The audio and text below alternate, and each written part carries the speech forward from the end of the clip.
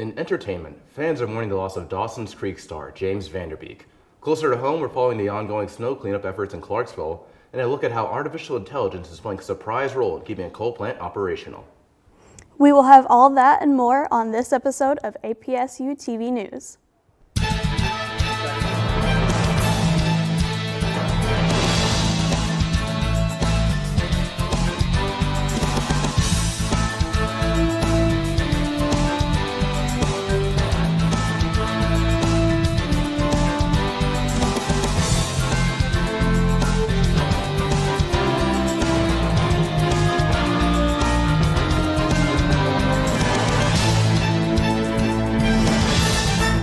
Welcome back to your APSU TV News. I'm Alexis Hill. And I'm Caleb Scott. CMCS students will begin to receive annual firearm safety instruction under a new Tennessee law that takes effect for the current school year. This law passed in 2024 and requires age-appropriate firearm safety education for children ranging from kindergartners to high school seniors. This hotbed issue of guns in school is often debated between political parties. However, this new curriculum must remain neutral, including on topics like the Second Amendment and gun rights. According to district officials, CMCS will use state-provided videos and locally developed online courses, along with using no live firearms, no ammunition, and no live fire demonstrations. Because class schedules vary, especially in middle school and high school, the training will be delivered through homeroom or advisory classes in May. District leaders say that the goal is simple: student safety, as gun-related deaths and injuries remain a leading cause of death among Tennessee children. The Tennessee Valley Authority Board is considering a proposal to keep the Cumberland fossil plant running, even as a new natural gas plant nears completion. Since 1973, this steam plant has been operating on coal, but was set to shut down production. However, TVA officials say power demand across the region is growing rapidly, with the two contributing factors being population growth and AI data centers, with the board reportedly stating, "We need all the energy we can get." AI data centers are making up 18% of TVA's industrial power load and will only grow as AI gets more and more spread throughout the world. At the same time, more people are moving to the region, increasing residential demand for electricity. The new billion-dollar natural gas plant is expected to start working by the end of the year, producing enough energy to power 840,000 homes. However, if the fossil plant remains open, it will produce over twice that output. But the environmental effects of being one of the top air polluters in the nation brings into question, is it worth it? Indianapolis's new police chief, Tanya Terry, is facing controversy just days after being sworn in. A video surfaced showing an IMPD officer threatening to kill a 17-year-old during a traffic stop on February 6th.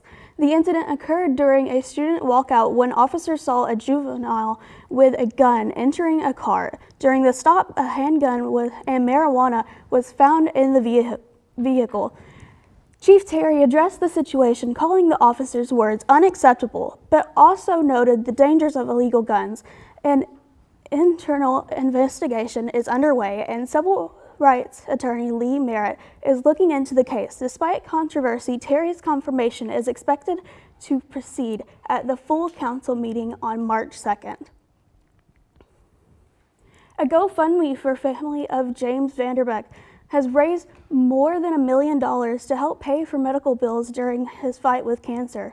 Van Der Beek, who rose to teen idol status on the show Dawson's Creek, died on Wednesday. The actor had been diagnosed with colorectal cancer back in 2023. His wife, Kimberly Van Der Beek, wrote on Instagram on Wednesday morning, quote, "Your beloved James Van Der Beek passed peacefully this morning. He met his final days with courage, faith, and grace. There is so much share regarding his wishes, love for humanity, and the sacredness of time. Those days will come. For now, we ask for peaceful privacy, and we grieve our loving husband, father, son, brother, and friend," end quote. The Tennessee House of Representatives has passed a controversial bill that will allow public school districts to display the 10 Commandments alongside historical documents like the Constitution and the Declaration of Independence. According to WTVF News Channel 5, the bill does not require schools to post the 10 Commandments, but gives districts the option to do so. Sponsored State Representative Micheal says the commandments represent moral principles that could benefit students. Supporters argue that display would encourage discussion about historical foundations. But Democrat lawmakers raised concerns about the separation of church and state. Representative John Ray Clemens said parents already have options for religious education. Representative Justin Pearson questioned whether the bill could lead to religious indoctrination in public schools. The measure passed largely along party lines and now moves to the Tennessee Senate for consideration. A 9-year-old boy is dead after falling from B Rock in Putnam County. According to WKRN News 2, the fall was reported just after 2:26 Thursday afternoon. The Malachi Police Department says officers in Putnam County EMS descended to reach the child and began life-saving measures, but those efforts were unsuccessful. The boy was later transported to the state medical examiner's office. In a Facebook post, police said their thoughts and prayers are with the family. Several local agencies assisted in the response. For more details, visit WKRN.com. Welcome back to the Political Corner. The clock is ticking on a potential shutdown of the Department of Homeland Security. The standoff over immigration enforcement has left the agency without full funding, and lawmakers are heading into recess without a deal. CNN's Amanda Santoni reports from Washington. The Department of Homeland Security is on the brink of a shutdown after Democratic senators voted to block a bill to fund the agency Thursday. The motion is not agreed to. DHS Secretary Kristi Noem blamed Democrats, saying they put national security at risk. This is a dangerous situation that we're in. But out of power, Democrats are attempting to use the limited legislative leverage they have in an effort to force changes to immigration and customs enforcement operations. Among the demands, restrictions on roving patrols, more use of judicial warrants, tougher use of force policies, and requirements for agents to wear body cameras and remove their masks. Unless there are really strong, meaningful reforms to rein in ICE and stop the violence, there will not be Democratic votes. Republican House Speaker Mike Johnson says the White House is negotiating with Democratic leadership and says it's unclear to him what they hope to gain. The ICE funding is already done for the entirety of the Trump administration, so they're not affecting that in any way. But ICE is among the agencies that would in part be impacted by a DHS shutdown, in addition to other critical divisions, including FEMA, TSA, and the U.S. Coast Guard. However, Noem said last fall that 70,000 law enforcement personnel, including in CBP, ICE, and other divisions, would receive their paychecks. With the Senate out on a week-long recess, the department could be shuttered for at least 11 days, unless an agreement is reached and members return for a vote. In Washington, I'm Amanda Sansoni. A heated exchange on Capitol Hill yesterday as Attorney General Pam Bondi sparred with lawmakers from both sides of the aisle during a House Judiciary Committee hearing. Questions about transparency and redactions quickly turned into shouting matches. CNN's Paul Reed reports. This guy has Trump derangement syndrome. In her first appearance before House lawmakers, Attorney General Pam Bondi played to an audience of one. He is the most transparent president in the nation's history. And none of them asked Merrick Garland over the last 4 years one word about Jeffrey Epstein. How ironic is that? You know why? Lawmakers repeatedly pressed her on the Department of Justice's handling of the Epstein files and the impact on survivors. Will you turn to them now and apologize for what your Department of Justice has put them through with the absolutely unacceptable release of the Epstein files and their information? Congresswoman, you sat before Merrick Garland sat in this chair twice. Attorney General Bondi. No, can I finish my answer? No, I'm going to reclaim my time because I asked you a specific question that I would like you to answer, which is, will you turn to the survivors? Republican Thomas Massie grilled her on redaction mistakes that he says exposed survivors and protected perpetrators. These are the documents that we need that you're holding on to and over-redacting because they have the names of the men who are implicated.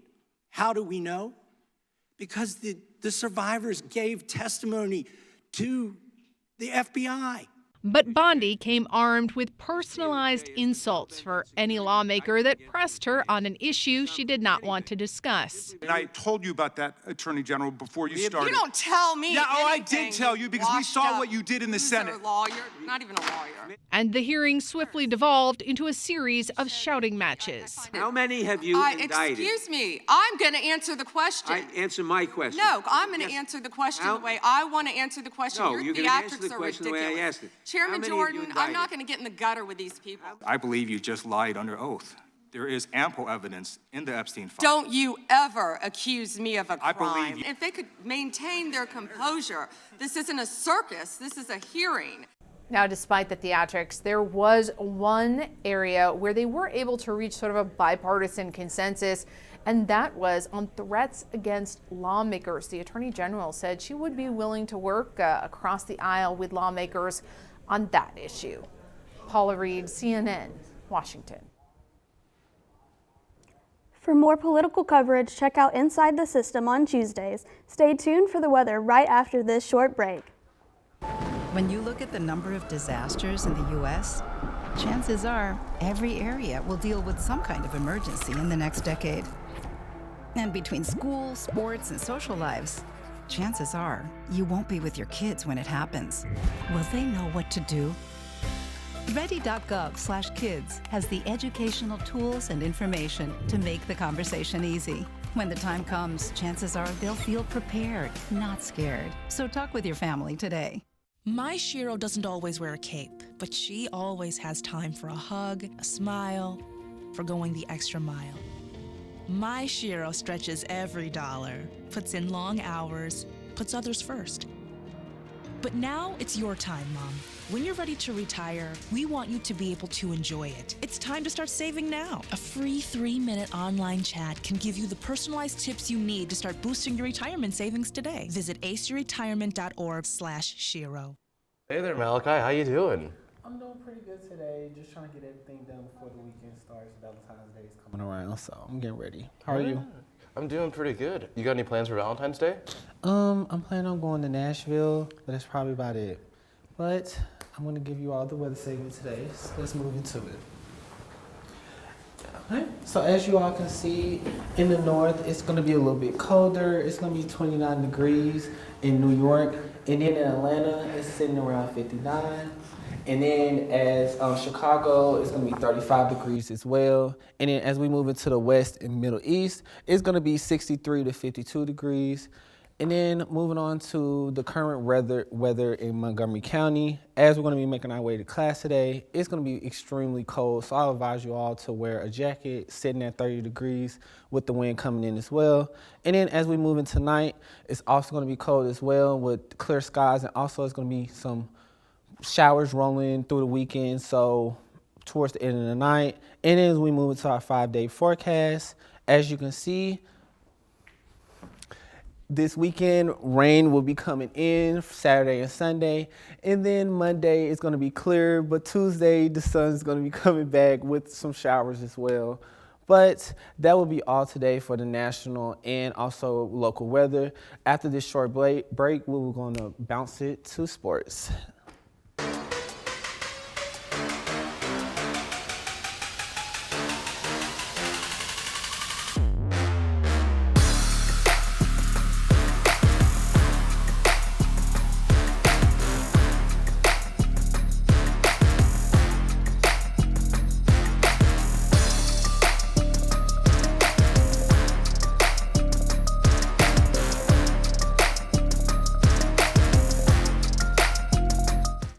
Black truck?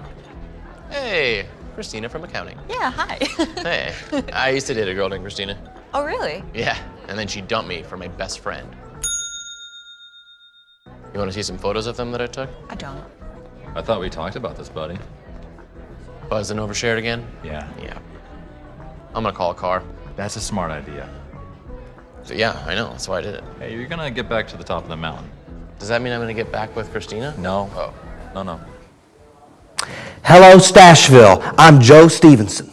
Your Austin Peay Governors men's basketball team has been on fire lately. They've won 7 games in a row.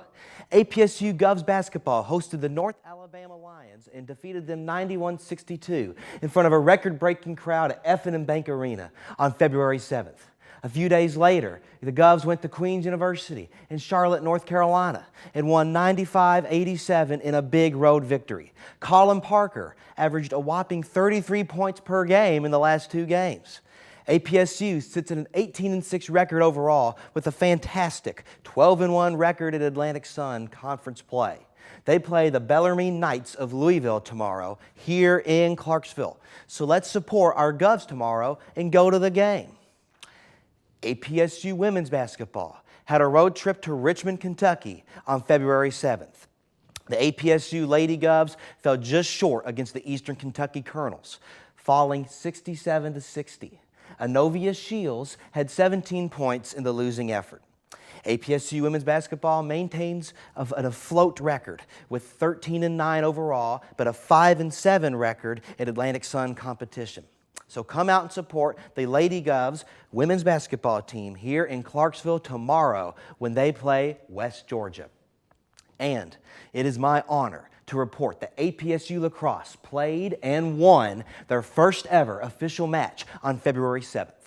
Your APSU women's lacrosse team has gotten off to an electric start by defeating the Gardner-Webb Running Bulldogs in a barn burner by a score of 15-14 right here in Montgomery County. Sophia Schwab scored the first goal in program history, which ultimately was the difference in the game. So how about your APSU lacrosse team making history? Here's to hoping that this is the first of many victories. APSU softball has also begun their 2026 season. They played 5 games to open their season between February 6th and 8th at the WGU opening weekend jamboree down in Carrollton, Georgia. They beat West Georgia twice, lost to Georgia State twice, but breezed past Drexel to arrive at a 3-2 record to open the season. Let's hope the softball team can continue to maintain their winning record in the coming weeks and months. And furthermore, we've got a brief update on golf. From February 8th to 10th, the APSU golf team enjoyed a trip to Puerto Rico, and the team finished with an 8-over score featuring 872 strokes, resulting in an 11th place finish. Specifically, Patton Samuels had a good performance by shooting a 67 in the final round, resulting in a 5-under that featured an eagle. And finally, the Governor's Sports Report has a special news flash to share. Austin Peay State University has named Jordan Harmon as the new athletic director for the school. APSU President Mike Licari announced the news on February 9th, ushering in a new era for APSU athletics. Harmon is an APSU alum who was the pitcher for the baseball team in the 2010s and a recipient of a master's degree in management. He has served in the APSU athletic department most recently as the general manager of APSU athletics and as the interim athletic director. So, good luck to Jordan Harmon. That's all for this week's Governor's Sports Report. I'm Joe Stevenson. We'll be back with more from APSU TV News after these messages. Yo, camping buddy. Okay, you guys ready? Dude, I thought you were driving. I thought you were driving. Oh, I never said I was driving. I definitely can't drive. Okay. If you're high, just don't drive. It's illegal everywhere. If you feel different, you drive different. Yeah! Sam, Elmo! Oh, hey, Julia. Are you ready to play band with us? I'm gonna play my clarinet. And Elmo's gonna play his drum. Drum loud. Oh, well, you know what to do, Julia. Julia knows. Mm-hmm. With Julia's autism, loud sounds can be too much. But she still loves to make music. Play band. Early screening for autism can make a lifetime of difference. Find out more at screenforautism.org. Having you. Incredible women. I wish they had those kind of cool careers for women when we were growing up. So in this flashback, we're all the same age? Yeah. What does everyone want to be when they grow up? If I say 2 jobs, do I get extra credit? No. I want to make immersive video games. I want to revolutionize 3D printing. I want to analyze data from the cloud. I want to be a meteor. You mean meteorologist? No. That's great, Al. Follow your dreams. For the record, I was a baby in the 70s. Everyday life is full of stories that inspire, entertain, and connect us. Let's take a closer look at the people, trends, and moments that bring color to our world. That historic winter storm that knocked out power for most of us is finally melting away. But work crews are not done cleaning up the massive piles of snow, ice, tree limbs, and more. They will be busy for the next 2-week cruise, working to remove debris caused by the storm. And if that sounds like something you'd be interested in, perhaps some damages or a tree branch on your property that the storm left over, call 931-645-7476. We all know traffic in Clarksville is getting to be a bigger headache now that the busiest roads are being expanded to help. Highway 374 is getting extended southwards from Dover Road, over the Cumberland River, then connecting to Highway 149 at River Road. Rossby Road is getting widened more than 3 miles, and for you high-speed runners out there, the Greenway will soon be able to get you from Clarksville to Ashland City. All this was explained by Montgomery County Chief Engineer Nick Powell in a recent construction update to the County Commission. Chappell Roan is looking for a new talent agency. The music star announced on Monday that she has left her talent agency after its CEO was named in the Epstein files, released by Department of Justice. Until recently, Roan had been represented by Reserman. In an Instagram post on Monday, Roan said, quote, "No artist, agent, or employee should be expected to defend or overlook actions that conflict so deeply with our own moral values. I have deep respect and appreciation for the agents and staff who work tirelessly for their artists, and I refuse to stand by." End quote. Weiserman, in a statement last month, acknowledged that what appeared to be a series of flirty and sexually suggestive emails exchanged in 2003 with Gillian Maxwell. Maxwell was sentenced to 2 decades in prison in 2022 for her role in the scheme to sexually exploit and abuse multiple female minors with Epstein sexually. Weiserman has not been accused of any wrongdoing in the Epstein scandal. Love is in the air today, and not just because it's Valentine's Day. Today at 3900 Hollywood Boulevard, the Legion Dog Supply is hosting its 2nd annual Mutt Matchmaking Adoption event, offering the perfect opportunity to find a furry companion. Go quickly because this event only lasts from noon to 3 this afternoon. The Clarksville Police Department is informing the public on how to spot a new phone scam, where scammers ask for money to take care of warrants, with many of these warrants being for skipping jury duty. Law enforcement officers state that scammers are using a scamming technique called caller ID spoofing, creating a false caller ID, sometimes even pretending to be Clarksville police. To keep yourself safe from these scammers, it's important to know that law enforcement will never ask for money in exchange for resolving or taking care of a warrant, or will ask you for money in cash, wire transfer, Bitcoin, cash, or by putting money on a card. If you receive one of these calls, you should hang up immediately and contact law enforcement. Beaver County has the chance to change a child's life today. Clarksville Now says the annual Camp Rainbow Radiothon is happening now on Beaver 100.3, with on-air personalities sharing powerful stories from campers, counselors, and parents. Last year, the Radiothon raised more than $91,000, and since 2009, it has brought in over $1 million to support Camp Rainbow. Camp Rainbow takes place each summer at Land Between the Lakes at Brandon Springs, providing a safe and fun experience for children age 5 to 12 with medical conditions. To make a pledge, tune in through 6 p.m. or call 931-648-7721. You can also donate online or set up a monthly gift. Sponsors like Wyatt Johnson GMC are helping this event possible, and your support can make a difference. Worried about your friend but don't know how to reach out? You could say how are you or get a fake tattoo. You could ask with an app if it works for you. You could chat with them in VR. It's so good. If you think you should check in, yeah, you should. Whatever gets you talking. Reach out to a friend about their mental health. Whatever gets you talking. Learn how you can help at seizetheawkward.org. A resident's request for Valentine's Day flowers has a local shop working overtime, but it's not for love this time, it is for hope. As support grows from around the nation, Sean Mahoney has more. my kids put skis on as they were learning to walk. I want my kids to be able to have those thousands and thousands of red roses this week. Matt Biggs with Casa Adobes Flower Shop is used to the rush around Valentine's Day, but this year they have a few extra orders, not just for love, but for hope.